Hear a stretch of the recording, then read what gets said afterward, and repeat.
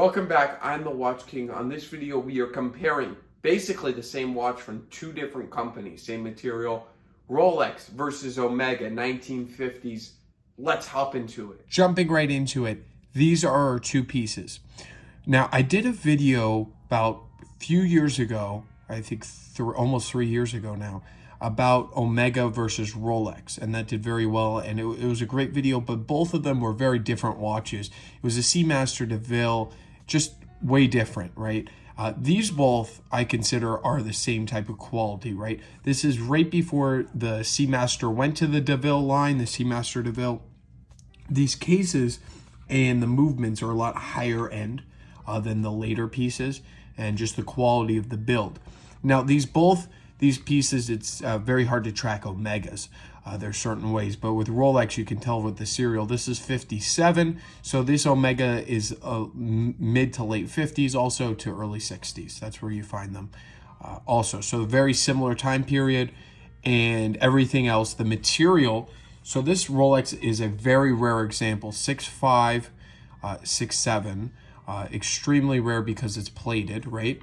Now this Omega is also plated, right? Or I don't want to say plated, a lot of people refer to. The actual correct term is gold capped, because both of these watches, this watch is from 57, it's now 2024. Everywhere on this watch, if you look, there is no gold, no stainless coming through the gold. If this was a Seiko, right? And this is not just ripping on Seiko, this is anything later, even Tag Heuer. Tag Heuer won't last, their gold plating won't even last like 10 years, 5 years maybe, not even, right? It just depends how you wear it. This has been really worn. There's a lot of strap changes. You look in the back here, see all that, like all the nothing. I looped it, it's all steel gold. So it's a very, very thick capping.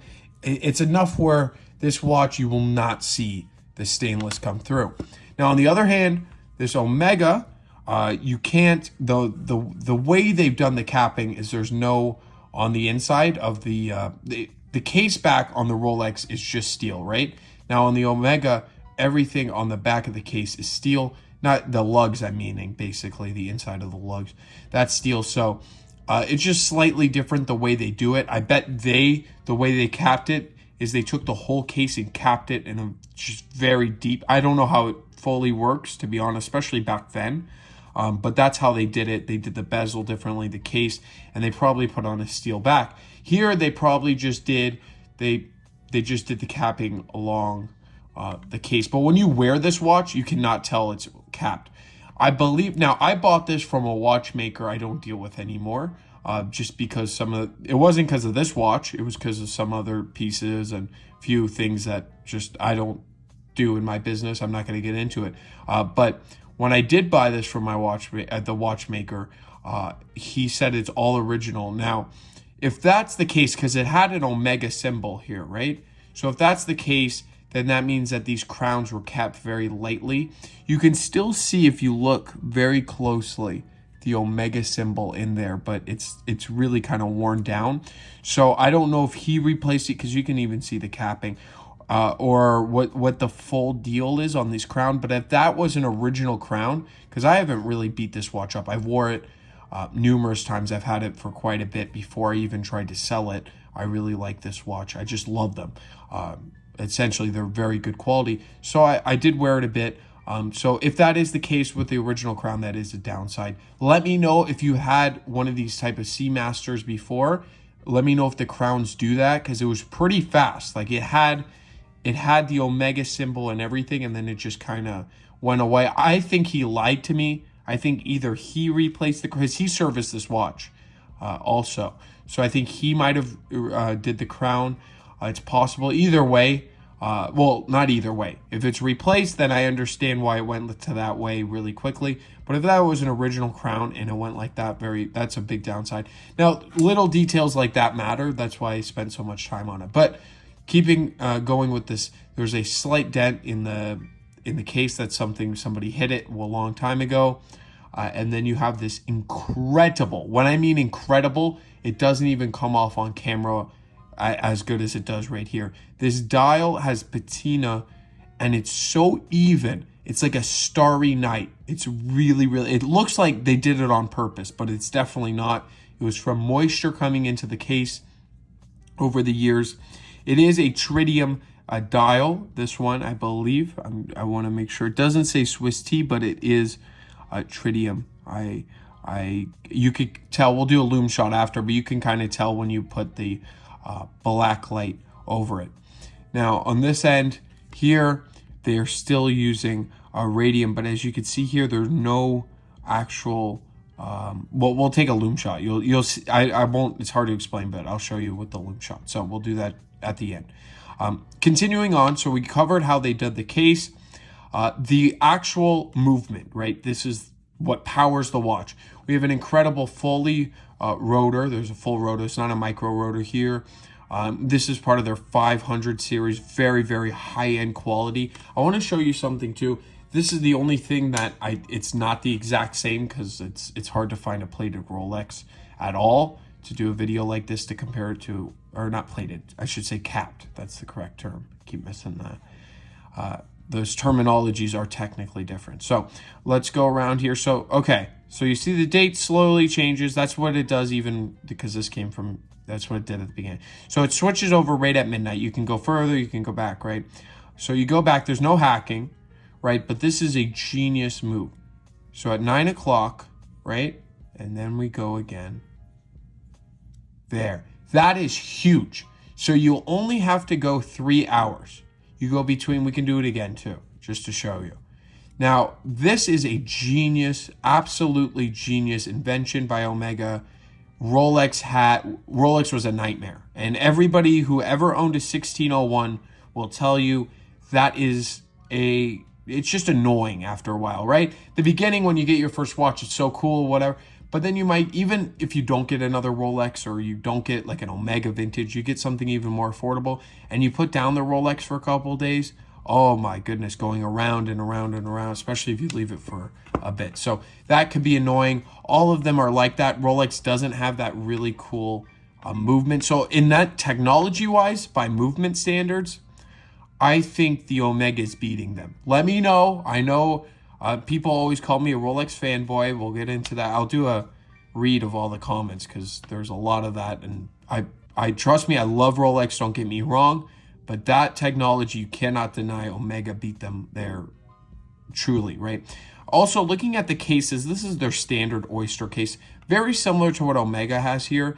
Their lugs are a bit chunkier, which I like on Omega. I think it looks like, even though I believe the Omega's 35, the OP here is 34. But it looks like a 36, 37, just the chunkiness of the lugs, the case. It feels bigger in the wrist, and that dial is just incredible, right? On this dial, it's fine.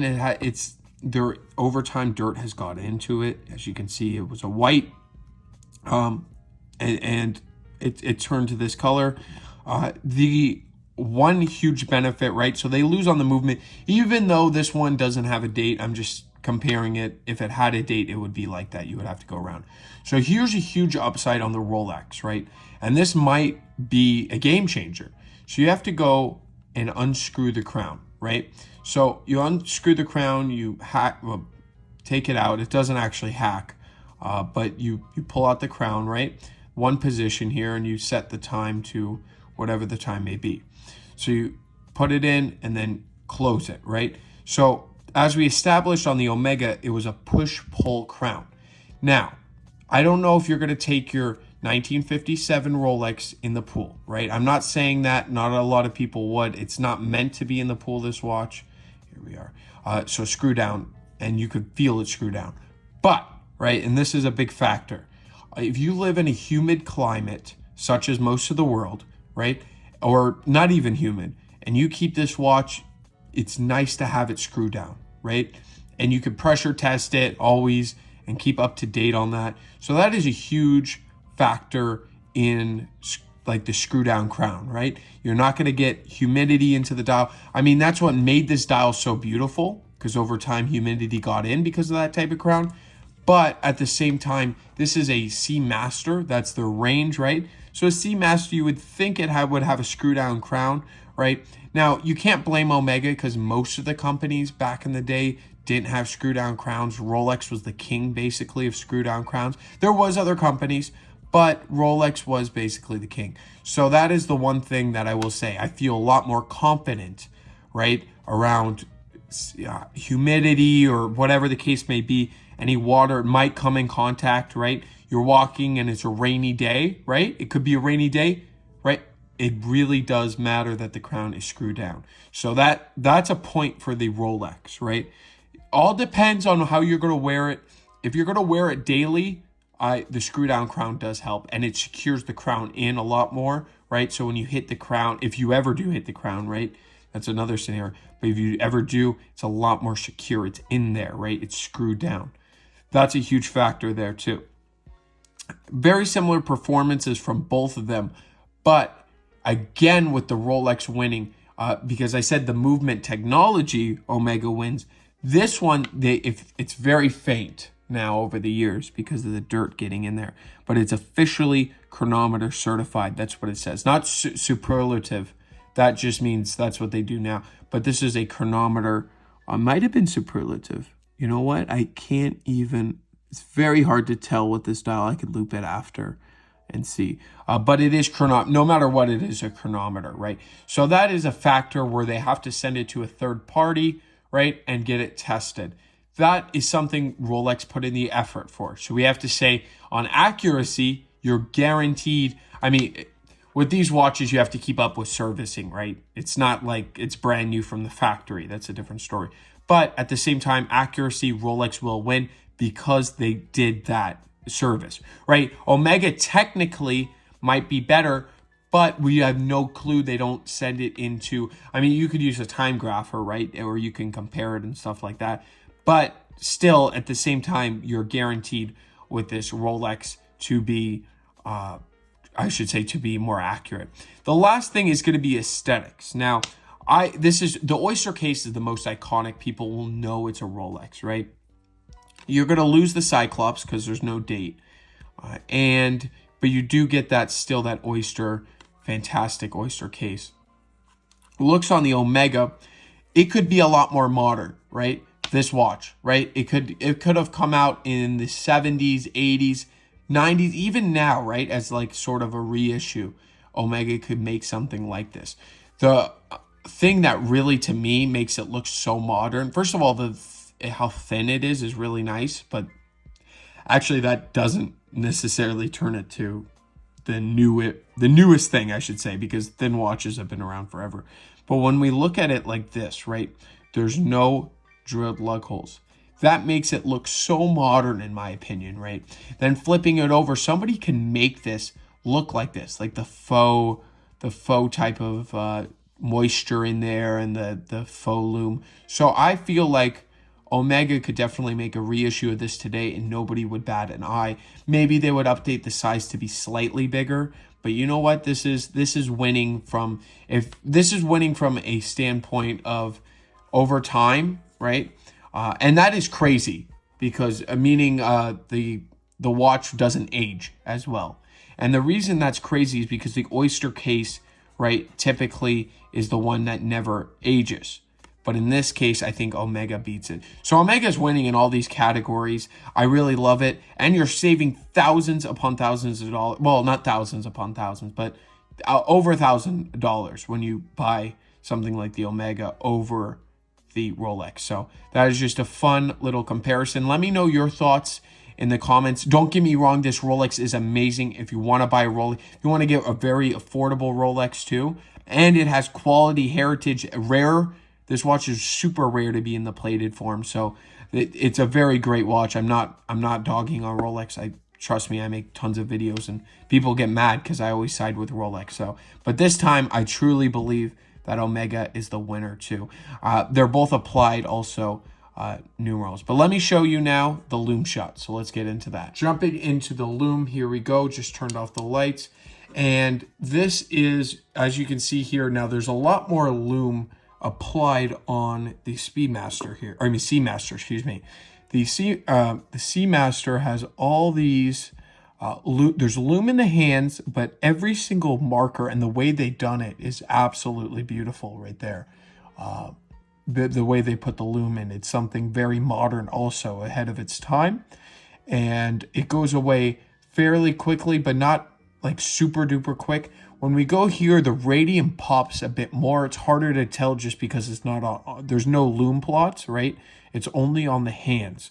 Certain Rolexes didn't have any lume plots. Some of them didn't have any lume at all, especially in the radium era, just because of Japanese restrictions and other countries that might restrict it. But this is radium, as you can see here, and then this one is tritium. It's also a different type of hinge and glow. It's a lot more yellow, but still green over here, and then this one's just a lot more green in my experience right here, but that's not all often the time. If you want to go see a really cool radium shot, I did a 6542, so go definitely check that review out, because that is a radium bezel, all original, from Rolex. Very cool watch there, so go check that one out. Thank you all, and I will catch you in the next one. If you're looking for either one of these vintage watches, definitely go check out, and a ton more on the watchkingofficial.com.